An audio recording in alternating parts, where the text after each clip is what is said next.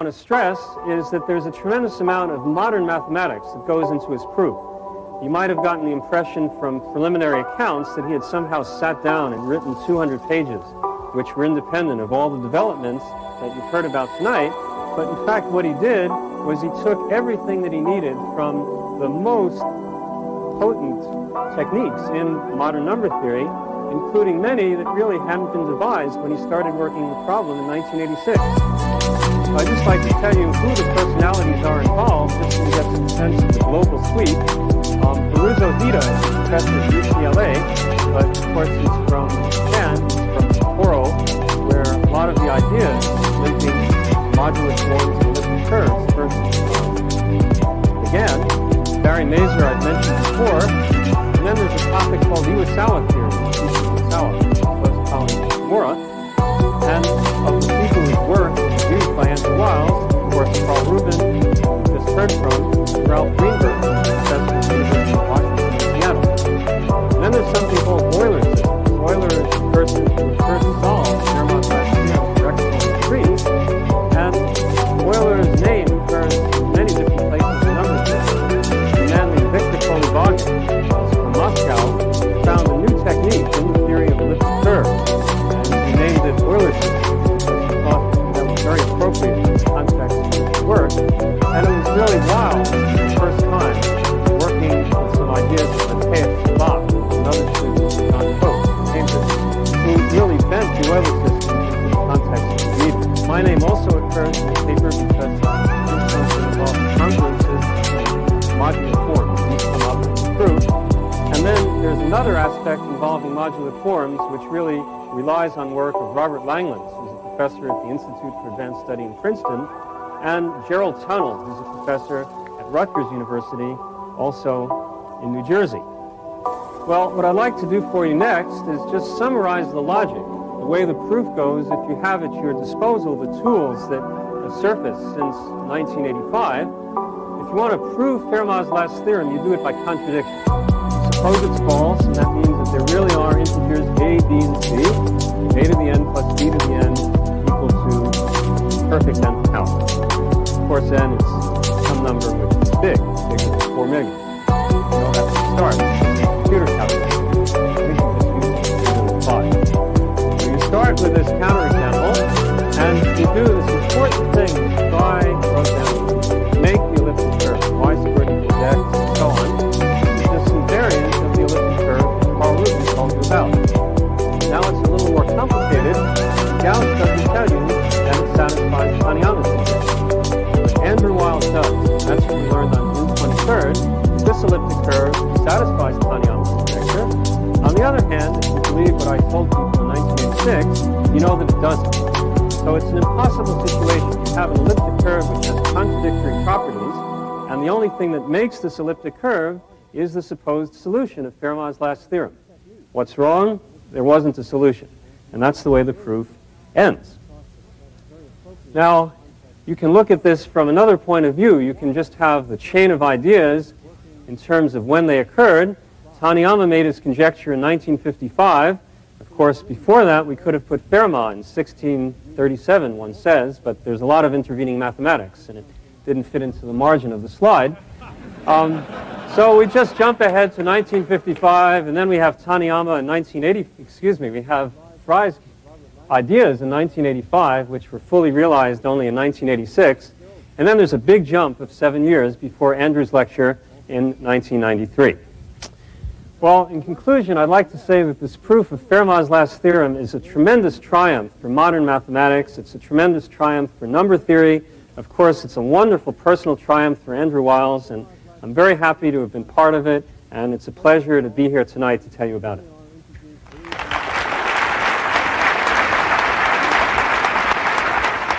Our next speaker is John Conway, professor of mathematics at Princeton. And Ken Ribot told you a little bit what it was like to be with Andrew Wiles, and John tells me he's going to tell us a little bit about what it was like to not be there. Now, that's because John Conway is one of Andrew Wiles' closest friends and co-workers, and they are in fact working on a book together. And John Conway was probably the first person outside of Cambridge to hear about it via email. He's also the inventor of the game of life, which you may have heard about if you're a computer science person. And after John's talk, there'll be a break, 15 minutes, 10 minutes or so, and then we'll come back for a panel discussion. So here is John Conway with his personal history of Fermat's last theorem.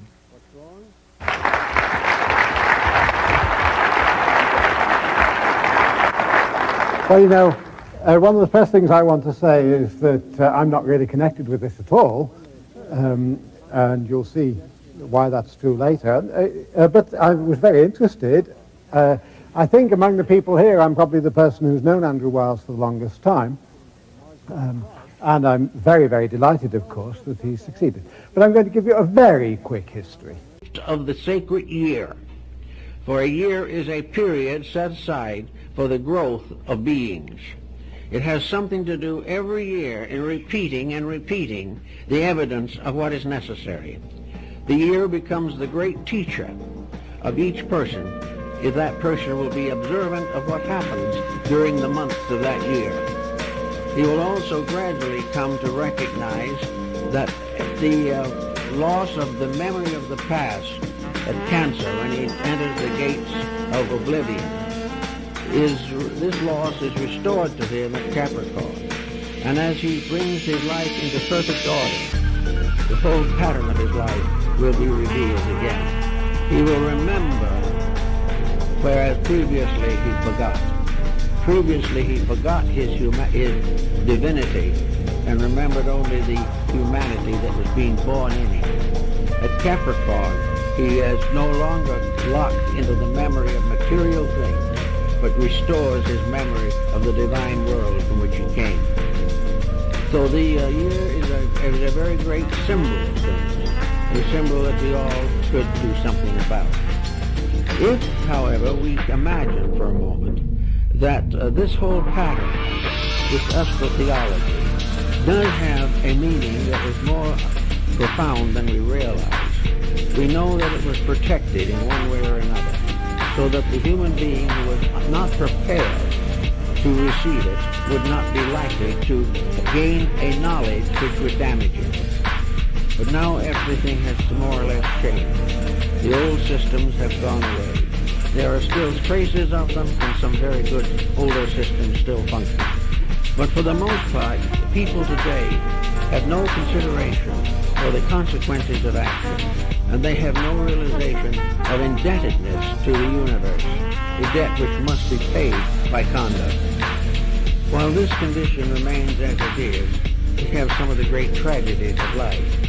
At some time in the remote past, for example, science, which was in the hands of a very exclusive group, not exclusive in the sense of snobbish, but exclusive in the sense of knowing, informed, and morally incorruptible.